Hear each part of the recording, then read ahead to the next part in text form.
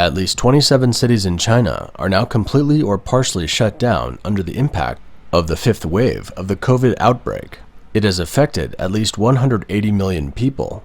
Among them, Shanghai, a metropolitan city with 26 million people, has been under lockdown, leading to a famine that has terrified Chinese people everywhere, especially those in the capital city of Beijing. On April 22nd, the outbreak began to heat up in Beijing, and several city districts came under lockdown. On April 26th, all the people in 12 of Beijing's 16 districts started a large-scale nucleic acid test, and more than 3 million residents lined up in the streets for the test.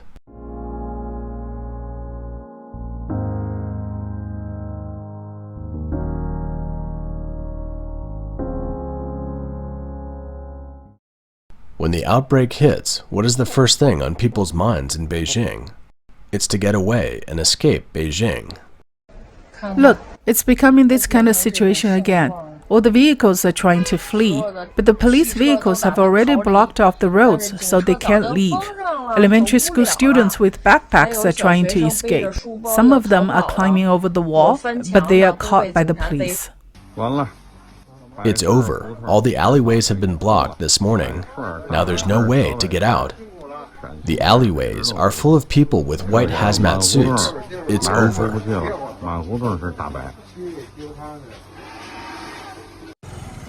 The police line was set up again. These are the people who ran out just now, some carrying suitcases, some climbing out of the fence. American-born freestyle skier Eileen Gu, who won several medals for China in the 2022 Winter Olympics in Beijing, was suspected to plan to leave China in a hurry. On the evening of April 27th, Beijing time, she posted a message on Chinese social media, Weibo, saying, "Thank you, China," prompting speculation from Chinese netizens. The post, "Thank you, China," received more than 46,700 comments and 55,000 shares by 7 a.m. on April 29th. Meanwhile, Eileen Gu also posted on Instagram saying, "Thank you, China, for the unforgettable few months and for the endless love." Many speculate that her posting of these texts indicated that she had left China and flown to the US. Because of the recent increase in the outbreak cases in Beijing, Eileen Gu left China at this time to avoid the city's lockdown. Chinese netizens have made many complaints, such as, "She doesn't consider herself Chinese at all. I'm going home, thanks to China for letting me make money. Which is the motherland, and which is the place to make money. She knows it way better than us leaks." However, most of the comments directly below her post are positive replies. It's not surprising, as the CCP has very tight control over social media in China. Those who are able to flee early are lucky. Most people in Beijing no longer have the chance. Once the strict epidemic control machine is turned on, people are stuck in a trap. Just as many wealthy Shanghaiese would love to leave Shanghai, there is little chance of escape. Hello everyone, I'd like to share with you my experience of trying to leave Shanghai. This man managed to get all the necessary paperwork, but in the end, he couldn't leave. I want to tell all of you in Shanghai, using this video, you shouldn't try to leave Shanghai in this period of time. There is no point in doing so, because everything promised to you by the community office and various agencies in your area is no longer valid. Even if they issued you a proof, you still can't leave. When you get to the highway intersection, the workers there will simply tell you to go straight back. They won't let you get on the highway. They will give you numbers to call. But those phone numbers are useless. They pass the bucket to each other and you end up wandering around. It is not easy for foreign nationals to leave either. During the lockdown, the Shanghai visa office and many administrative agencies are closed. Even after completing all the paperwork, foreign nationals will have to battle community officials who are blocking their departure. It can also cost up to $500 to hail a cab to the airport, which normally costs only $30. Even when they get to the airport, they may encounter a sudden flight cancellation and be stranded at the airport. This seems to be the future for people in Beijing. Couldn't travel for Chinese New Year, couldn't travel for April. and obviously this seems to be sort of what's happening around about every holiday, so we're just kind of waiting to see if the same restrictions come into place in June for Dragon Boat, and then really starting to wonder what is going to happen in the summer and whether or not we're going to be allowed to leave Beijing. Since they can't escape, Beijing residents have learned the lesson of the Shanghai people who are suffering starvation. They immediately took action and went to the supermarkets to stock up on supplies. Even though Beijing authorities say that there are plenty of supplies and people don't need to scramble or worry about food shortages, Beijing residents are no longer convinced and they are snatching up even more supplies. 7:50分，10分钟。后面的队排的已经快望不到头了。I'm waiting in line to check out. My goodness, I can't see where the line starts.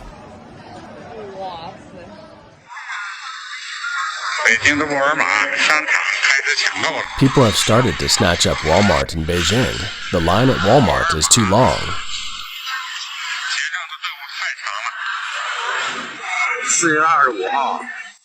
April 25th, pork sellers have nothing left. They are all empty. A hoarding list written by Shanghaiese for people in Beijing has been widely circulated on the internet. The list includes 14 items of food and daily necessities to hoard. At present, a widely shared phrase online says, Shanghai people are waiting for supplies in the midst of the lockdown and controls, while Beijing people have stocked up in anticipation of a lockdown and controls.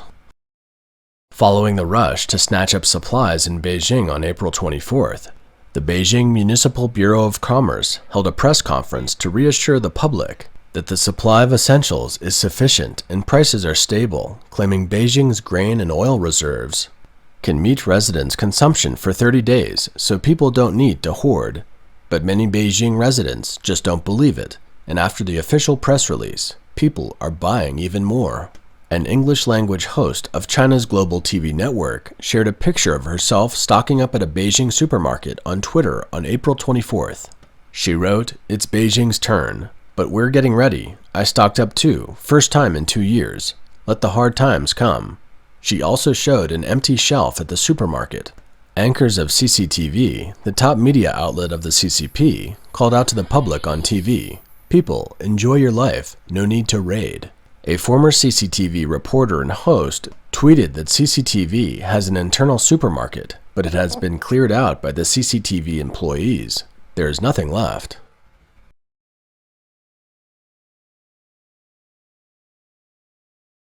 There is definitely a certain degree of worry because it will affect jobs and the overall efficiency, but I don't think it will develop as it has in Shanghai.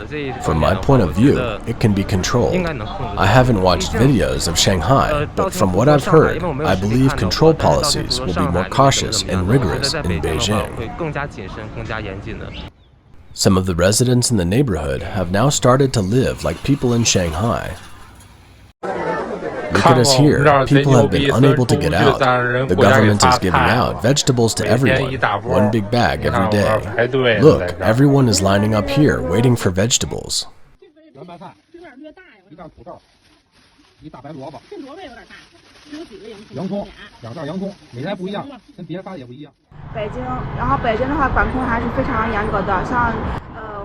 Restrictions in Beijing are very severe.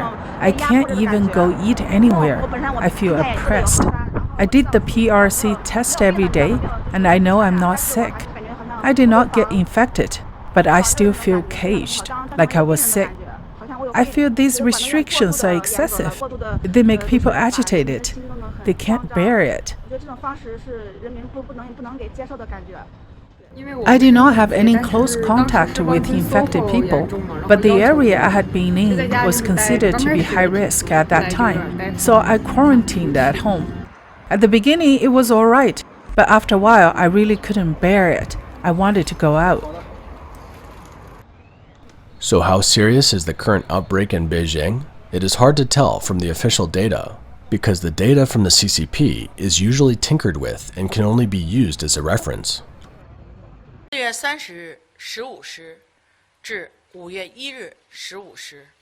Beijing registered 55 new local COVID-19 infections, including 51 confirmed cases and 4 asymptomatic cases. Among them, 52 were detected from among the people placed under quarantine. One was identified from community screening, one was found when taking a nucleic acid test, and one was spotted when seeing a doctor. Officials have released details of the so-called cases, which show that the infected people are spread across 9 districts in Beijing, including several students. It's announced that Beijing is preparing to build a reserve of cabin hospitals.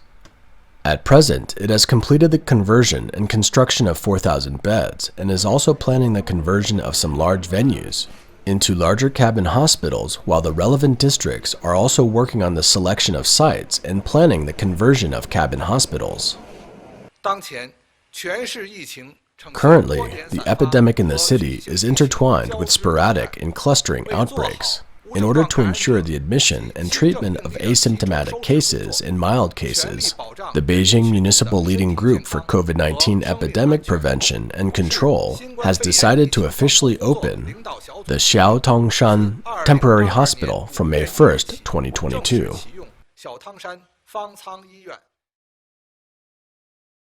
May 1st to the 7th is one of the 3 7-day holidays that the Chinese government has set aside to encourage people to travel and stimulate the economy.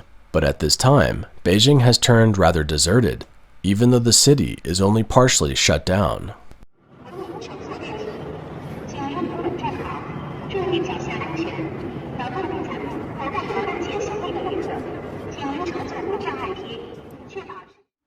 The CCP's strict COVID-0 policy has caused a massive humanitarian disaster and devastated the Chinese economy.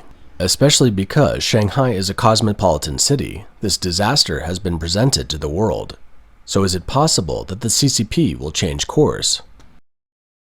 Jurg Vodke, president of the European Union Chamber of Commerce in China, has lived and worked in China for more than 30 years and has settled in Shanghai. Vodke has access to high-level government officials and first-hand information about the Chinese economy and society. In a recent interview with the German newspaper NZZ, he revealed that at a recent closed-door CCP meeting, the top brass made it clear that they were aware of the harm of the COVID-0 policy, but they wouldn't change it until the power struggle at the 20th Congress was over. Indeed, Beijing is the capital and political center of China, and the 20th National Congress will be held in Beijing this fall. At this politically sensitive juncture, the virus is once again attacking Beijing, making not only the central government nervous and helpless, but also putting mounting pressure on the local municipal government.